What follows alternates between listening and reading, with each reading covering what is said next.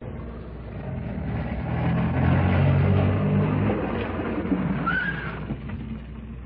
we are. Thank you so much for bringing us home. Not at all, Lady Forbes. Hope you enjoyed the party. Oh, my wife and I did very much, yes. Good night. Good night, Sir Clifford. Good night, Lady Forbes. Good night. Most kind of you to give us a lift. A pleasure.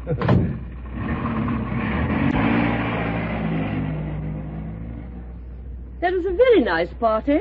Yes.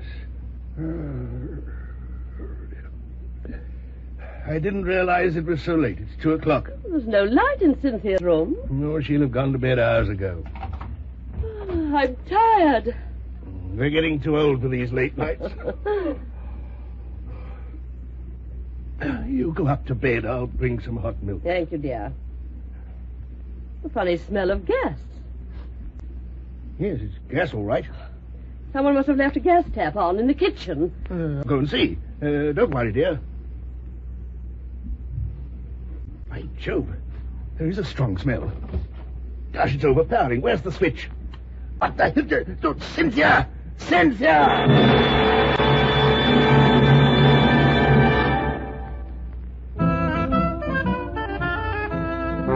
BBC presents A Case for Dr. Morelle, another adventure by Ernest Dudley, with Cecil Parker as the famous Dr. Morelle and Sheila Sim as his secretary, Miss Frayle.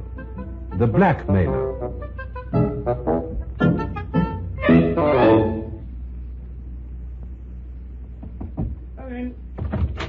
Sir Clifford Forbes, Inspector. Oh, good morning, Sir Clifford. Thank you, Sergeant. It's very good of you to see me, Inspector Hood. Do you mind if I smoke my pipe? Of course not. Now, just begin wherever you like and see if we can help you. Well, as you know, Inspector, my wife and I and our daughter live in Winchester. Our daughter, Cynthia, is barely 19. She's our only child. Well, last summer we took her to Spain. Cynthia met a Count Raymond Alvaro. They fell in love and became engaged to be married. He travels between Madrid and London frequently and has been to our home 2 or 3 times. When do they propose to get married? In the autumn. I understand, sir. About 2 weeks ago, Cynthia came to London to go to a rather special party with her fiancé. Since her return, she's been a completely different girl. Different, Sir Clifford? It was as if she was terrified of something. My wife and I got nowhere with her. And then a couple of nights ago, we'd been out to dinner. We came back and I found Cynthia with her head in the gas oven. I was just in time to save her. The next day, she tried to gas herself again. The doctor got her into a nursing home where she's under constant watch so that she can't do herself any harm. Of course, I realize, of course, that an attempt to commit suicide is an offense. Oh, no need to worry about that, Sir Clifford. It wouldn't be our job in a case like this to aggravate the situation. We'd want to try and help. Thank you. If we can, and that's the problem. Your object in coming to Scotland Yard is to see if we can find out what's at the back of your daughter's attempts on her own life.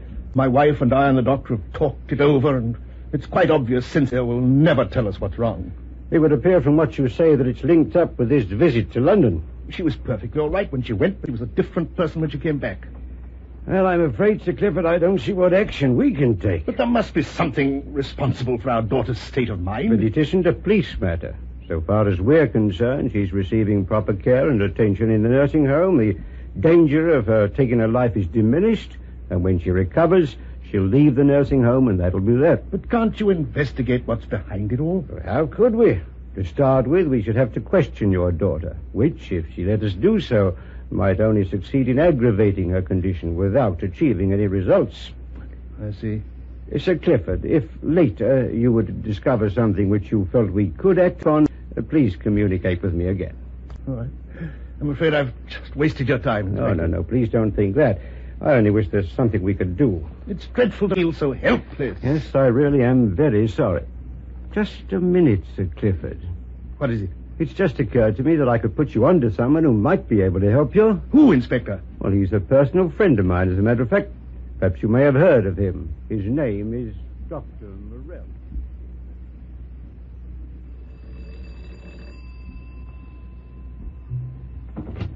Good afternoon. Good afternoon. I'm Sir Clifford Forbes. I have an appointment with Dr. Morelle. Oh, yes, Sir Clifford. Inspector Hood rang up this morning about you, didn't he? It's very good of Dr. Morelle to see me at such short notice. I know. If you'll come this way, please. As Inspector Hood has pointed out to you, Sir Clifford, It would appear evident that your daughter's present condition is in some way connected with her visit to London. Well, that seems to be the case, Dr. Morelle. Was she looking forward to the visit? Very much. It was the first time she'd been on her own. In fact, my wife would have preferred to have gone with her. Why didn't she? Well, after all, Cynthia's no longer a child. Besides, she'd be in the company of Raymond, her fiancé. Count Alvaro? Yes. She stayed at Christie's Hotel. Yes, they know us.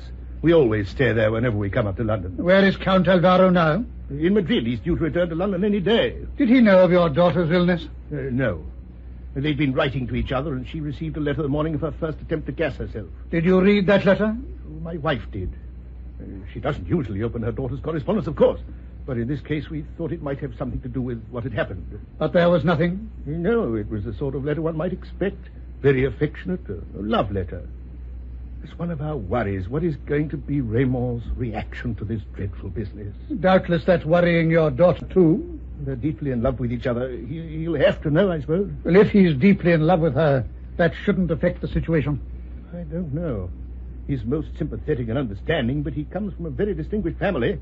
He may feel obliged to reconsider whether under these unhappy circumstances he should go through with the marriage. Did your daughter discuss her visit on her return home? Oh, hardly at all.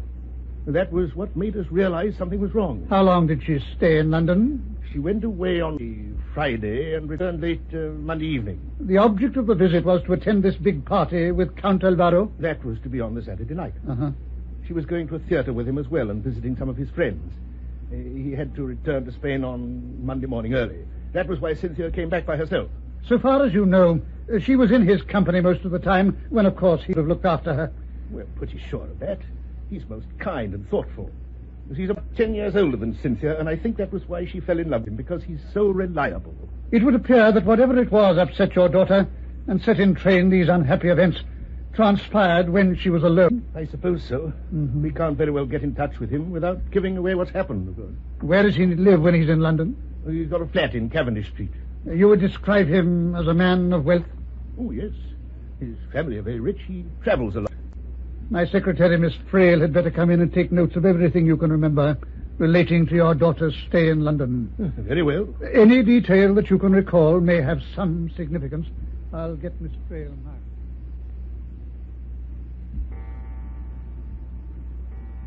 Oh, 5 o'clock and still matters to be done. Well, I've got all the notes, Dr. Morelle. Thank you, Miss Frayle. Clifford Forbes talked at length, but the only useful information we seem to have is the hotel where his daughter stayed. That may well prove a source of information. I hope so. I also have this snapshot of the young woman and her husband-to-be. Oh. She's very pretty. Though a little insipid, don't you think? He's attractive in that dark Spanish way. Shouldn't have thought she'd have been his type at all. Does it necessarily follow that a certain type of man must be attracted to a certain type of woman, or vice versa? Oh, yes, Doctor. It's all a matter of chemicals. Oh, but then surely you know that. I've often wondered. The chemicals that go to make up one individual's character and personality can have tremendous effect upon someone else's chemicals. Sometimes they act like a magnet, drawing each to each. Sometimes the reverse. They repel each other. At other times, the moment the opposite lot of chemicals meet and collide, there's a terrific explosion. Which is precisely what will happen now, Miss Frayle, unless you stop your interminable chatter. Oh, I'm so sorry, Doctor. Was I going on? No, where were we? Are we going to see the daughter? It may be necessary. First, however, inquiries at the hotel where she stayed might yield some results. Some member of the staff might have noticed something amiss. Christie's Hotel. I'll ring up for you to see the manager. Do that, Miss Frayle. You come in? Yes, sir. You come in, dear. This is Lily, Dr. Morelle, who looks after the floor where Miss Forbes had her bedroom. This is Dr. Morelle and Miss Frayle. Good afternoon, sir. Good afternoon, miss. Good afternoon, Lily. I sent for you because Dr. Morelle would like to ask you about the time when Miss Forbes was staying here. 2 weeks ago. Oh, yes, sir. Yes, Doctor, I remember it very well. Miss Forbes had the same room she always had when she stayed here with Sir Clifford and Lady Forbes.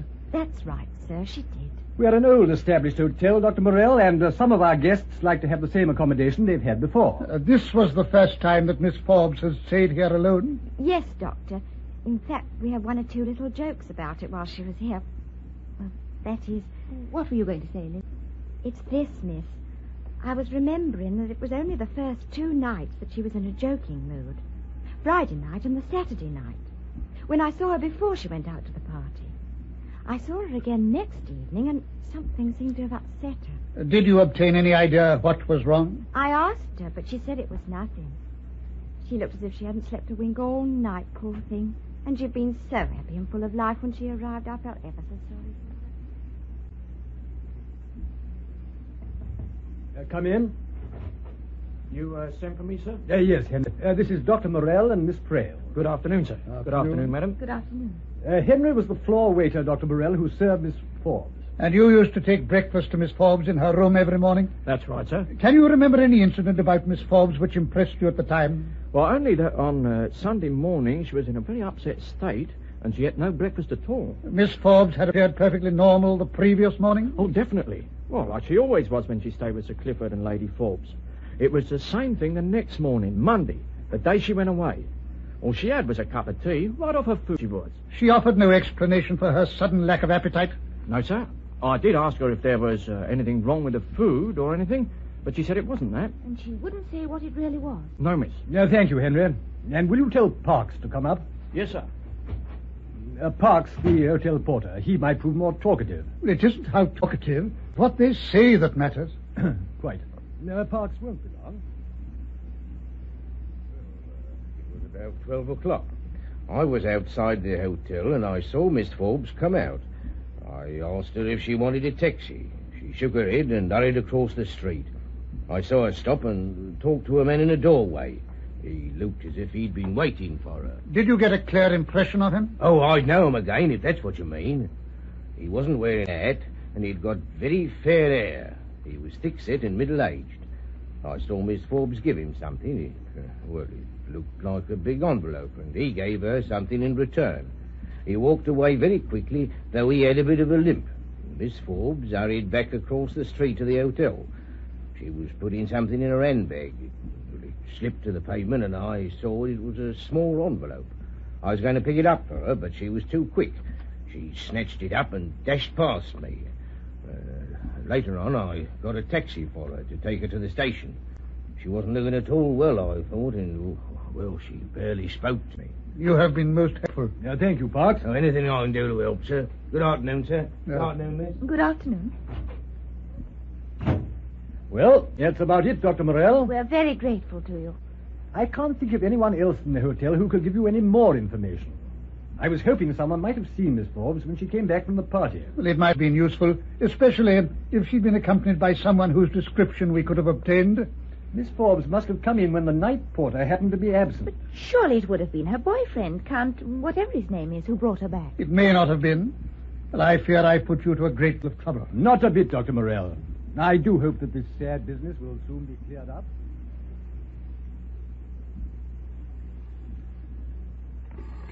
Hello? This is Dr. Morelle's house.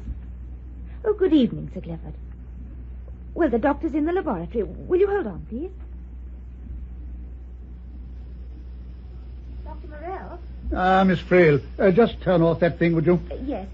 Doctor? Take that test tube and put it on the rack. But Doctor... Don't drop it. No, Doctor. I fancy I'm arriving somewhere in determining the difference between blood groups in relation to the criminal tendencies of the person involved. Yes, I'm sure you are. My belief that any emotional upheaval must give rise to certain glandular reactions which in their turn might have an effect upon the blood undoubtedly has some basis. Doctor, Sir Clifford Forbes on the telephone. And if this effect remains apparent in the blood for a length of time afterwards, the conclusion to be drawn... Sir Clifford Forbes? Why didn't you tell me instead of standing there gossiping? Yes, Dr. Morelle. I'll speak to him. Dr. Morelle here, Sir Clifford. When did you discover this? Yes, just as soon as I have any news. Goodbye. Oh, what is it, Dr. Morelle? What's he found out? On the morning before his daughter left to return home, she cashed a cheque at her London bank for £250. £250? That's a lot of money. Miss Forbes happened to be somewhat well off. Oh, how lovely. There appears to be no trace of the cash. You mean it's all gone? Whatever on? Murder. What? Murder of the soul, Miss Frayle.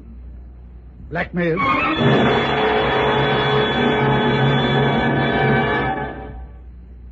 Dr. Morelle, as sure as eggs. It's what I suspected from the start. You mean that was the blackmailer whom Miss Forbes met outside the hotel? The hotel porter's description fits. The fair hair, the limp, that was all I needed. That'll be criminal records on the line, if you'll excuse me. Inspector Hood here. He's identified, has he? I was pretty sure. Send the dossier up. Is it the man you think? Yes, Miss Frayle. Harry Fox. The last time I got him 4 years. He can't have been out more than 6 months. Like most criminals, he continues to pursue the same nefarious trade, even though he knows that by so doing, he must inevitably encompass his own destruction. Well, that's your theory, I know, Dr. Morelle. It is more than a theory, my dear Inspector. Here is demonstrable proof. Oh, that poor girl. But how could she have got caught up with someone so horrible? What is this man's mode of operation? Oh, the old stuff. Works with an accomplice. Puts some story over on his victim. I know Harry Fox, and I can just see in my mind how he'd work it in this case. It would be at the party this girl was at. He'd be a guest there. Oh, he'd wriggle his way in, trust him. He'd size up the situation, pick the right moment. Miss Forbes? Yes? Sorry to barge in like this, but, Count Alvaro... What is it? Has anything... It's all right, Miss Forbes.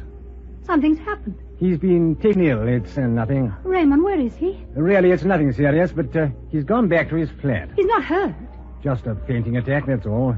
He sent me to ask if you could come along. Oh, yes, of course. Has he got a doctor? One's on the way. I'm a friend, by the way.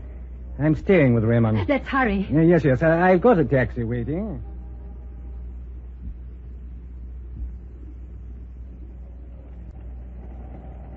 We are nearly there, Miss Forbes. Poor Raymond. He seemed perfectly all right while we were dancing. Then he went to get a drink. It was a sudden attack that hit him, but not to worry. I expect the doctor will be there now. I do hope he's all right. Here we are.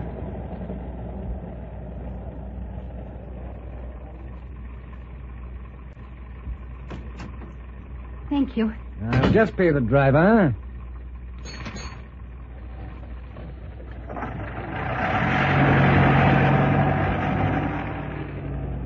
I've the key. Come on in, Miss Forbes. Come on in. There you are, Dr. Morelle. That's about how it would go. He gets her into the flat, dopes her drink or coffee, and when she wakes up, she finds she's been photographed, looking as if she's been on one of those wild parties, or in Harry Fox's amorous embrace. Quite a vivid imagination of yours, Inspector. I tell you, I know how Fox works. How absolutely sickening. The victim's to buy back the photographs. Takes quite a time because Mr. Fox naturally hangs on to the negatives. Why was she such a fool as to pay up? That's what I can't understand. Well, I mean, if I was ever caught like that... Well, not that I ever should be, of course. Of course not. I'm sure you would. But if I ever was, I know what I'd do. What? This might be quite interesting, Miss Frayle. I'd beat the brute over the head with my umbrella or whatever I could lay my hands on. I believe you would, too. Then I'd send for the police. Or for you, Dr. Morelle. You flatter me. You may rest assured that a blackmailer would never single you out for his attention. Just let him try. The point is, you see, he invariably picks his victim very carefully. Someone he knows will react to the situation the way he wants. Who'll think of the scandal, the shame, exposure, and who panics. He's a real psychologist. Eh, Dr. Morelle? To a certain extent, he can weigh out the character of the person he proposes to enmesh in his toils. As in the case of this girl, he played upon her youthful inexperience, and in particular, upon the fact that she was engaged to be married. Her prospective husband would be horrified by what had befallen her. Poor thing. What are we going to do, Dr. Morelle? Meet Mr. Fox. I think that might be arranged. Come in. The Harry Fox dossier, Inspector. Oh, thanks. There you are, Dr. Morelle. Have a glance at it. There's also some stuff on a character he's worked with in the past, with the photos. Right. Oh, by the way, Sergeant, I'd like to have a chat with dear Harry. Where's he hang out of an evening? Harry Fox, Inspector. Oh, I think I know where you can pick him up. He's at the Grey Parrot Club every evening.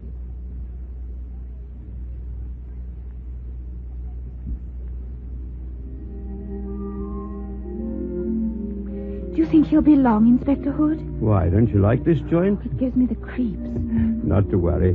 Dr. Morelle will join us any minute. You'll feel safe enough then. Oh, I feel safe enough with you. Wonder why he left us on the way here from Scotland Yard. To make a phone call, he said. Well, he could have done that from your office. Perhaps it's someone he doesn't want us to know about. A secret girlfriend, Miss Frayle? Inspector Hood, As if he'd... Oh, you were fooling, weren't you? He's got some card up his sleeve, I shouldn't wonder. Well, what happens when this fox creature does turn up? Rather depends on what ideas Dr. Morelle's got. Hello, Great Parrot Club. Farm here. Yeah. Yeah. Yeah, I know. Yeah, I'll tell him as soon as he comes in. So long. Well, I wonder who that phone call was for. This is the sort of place where customers leave or collect messages. Looked a bit sinister to me. Fox will never recognize you in this murky lighting. That barman was on to me the moment I came in. They can smell a flatty a mile off. Oh, yes, Dr. Morelle. Now, Miss Frayle's been quite worried about you, Doctor. Did you make your phone call all right? You should know, Miss Frayle. What do you mean? As if I could read your mind. Ah, that tune. I do know who you phoned. But You're improving, Miss Frayle. But I don't... What is this going on? A mental telepathy act? Miss Frayle will now expound. Don't you remember, Inspector? The phone call the barman took. That radio was playing Beautiful Dreamer. La la la la la la I've la. got it. You were humming that, Dr. Morelle, so you must have heard it when you phoned the barman. How clever of you. Oh, we plodding flatties get by now and again. But why did you phone, Dr. Morelle? Did you... What is it? Fox. He's come in. The fair hair and the limp. Yes, but he doesn't look at all horrible. Well, if he did, he'd hardly get very far in his chosen trade. No, I suppose not. But what do we do now? Dr. Morelle, it's for you to say. The barman speaking to him. I think we might be getting along, Inspector. Hey? But what about him? I merely wanted to be sure he received the message. We can be waiting for him. Come along, Miss Frayle. I don't follow it at all. Then just follow me. I think we'd better, Inspector. Dr. Morelle always knows where he's going.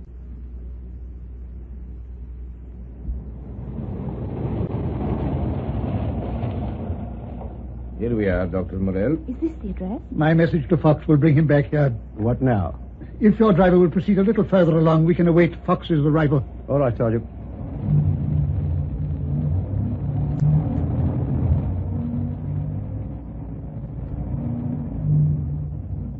Stop here. Turn round on the other side of the road, between the street lamps. Yes, Inspector. We shouldn't have to wait long.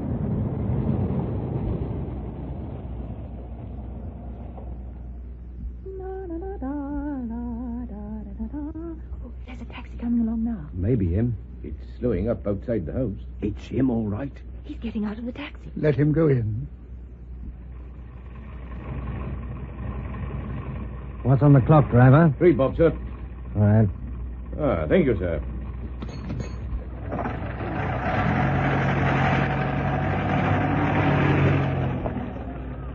Funny about that phone message. Wonder what's in the wind. What do you want? What do you mean? You phoned a message to me at the club. Come in.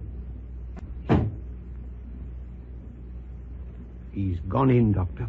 I think this is the moment for us to make a move. Come on, Sergeant. Here's Dr. Morelle, matron. Oh, how do you do, Doctor? Good morning. This is Miss Frayle, my secretary. Good morning, do you do, matron. Miss Frayle? The doctor has driven down from London for a few words with my daughter. Yes, Doctor. Well, if you'll come this way. I'm afraid Miss Forbes hasn't had a very good night, but she's a bit more relaxed now. Miss Frayle and I'll wait here. Dr. Morelle, Miss Forbes. He's come to see you. So long as he doesn't ask me any questions. I can't tell him anything. Well, I'll leave you, Doctor. If you would. Miss Forbes, Yes, Doctor? I have something for you. I fancy it might interest you. What is it? You ought to show some curiosity towards it. It's cost you a considerable amount of money and might have cost you more. What do you mean? It's the negative of a photograph. Oh, you know. You've suffered an unhappy experience for which you have nothing to reproach yourself. How did you discover it? I had a conversation with a fair-haired individual who was responsible for trapping you into going to his accomplice's flat, where you expected Count Alvaro was awaiting you. Yes, that's how it's happened. He was called away suddenly during the party. Then this man arrived, and he said I was to go with him to the flat where Raymond had been taken ill. He said he was a friend of his. I believed him, and then there was the coffee he gave me, and I don't remember anything until I woke up and found myself there. It was horrible. Horrible. And then the photograph. You may dismiss it all. It's finished. Just relax. Relax. It's been like some dreadful nightmare. Try to think of it in a way. A nightmare. And now you're awake and it's done with. Now you can sleep again, feeling secure and safe. I can't believe it's over. Relax and sleep once more. No one can harm you. No one. Relax. Relax. How is she, Dr. Morelle? How did she take it? I left her sleeping. Oh, how can we ever thank you? If it hadn't been for you, I don't know what we should have done. You may rest assured that there is no cause for any further anxiety. I told you Dr. Morelle will put everything right. There remains one minor matter to be attended to, which I didn't mention to her. What's that? Well, I thought it best to leave it to you to discuss with your daughter. It concerns Count Raymond Alvaro. You mean he knows? I fear so. But why? Why did you have to tell him? How did you get in touch with him? Don't you think your daughter would have wanted him to know anyway? Well, she couldn't not tell him, surely. No. Only I must confess I was hoping he'd never have to know. Why should it matter if he really loved her? Yes. Yes, but you say you've spoken to him, Dr. Morelle? I have. But where is he? Is he back in London? He's in London, and he knows everything. What did he say? How did he react? That's what you will have to explain to your daughter. You mean he was never in love with her. It was her money which attracted him. How dare you say that? Well, because it happens to be true. You see, he makes a practice of attaching himself to impressionable young women of means and with access to wealth. Count Raymond Alvaro, or whatever he calls himself, found such a victim in your daughter. But it can't be true. How do you know this? I had the dubious pleasure of seeing his picture in a dossier at Scotland Yard. It was the same man in the snapshot you gave me with your daughter. You never mentioned anything about that to me. Didn't I, Miss Frayle? The man with her in the snapshot. Yes, I remember now. You observed he looked attractive in a dark Spanish way. And he hasn't been back to Spain at all? A discreet inquiry I made at his flat in Cavendish Street revealed that he was, in fact, there. But the letters he wrote... They were easily arranged. Inspector Hood and I called at his flat last night. I was there too, wasn't I, Dr. Morelle? Accompanied inevitably by Miss Frayle. We apprehended him and his accomplice, a man named Fox. The ensuing interview proved eminently satisfactory for us. I just can't believe it. I knew it. It must be an awful shock. You mean he isn't Count Raymond Alvaro at all? One of many aliases he uses. His real name doesn't matter. All that need concern you is that he is a professional blackmailer.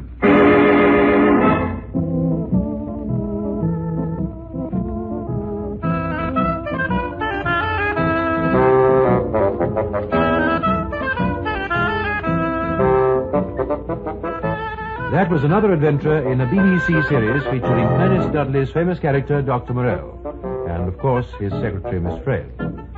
The artists taking part were Dr. Morelle, Cecil Parker, Miss Frayle, Sheila Sim, Inspector Hood, Philip Ray, Sir Clifford Forbes, Douglas Young, Lady Forbes, Madeline Christie, Cynthia Forbes, Ruth Transer, hotel waiter, Hayden Jones, hotel manager, Humphrey Morton, Lily, the maid, Beryl Calder, matron, Molly Rankin, Harry Fox, and other parts, Ian Sadler. This recorded program was produced by Leslie Bridgemont.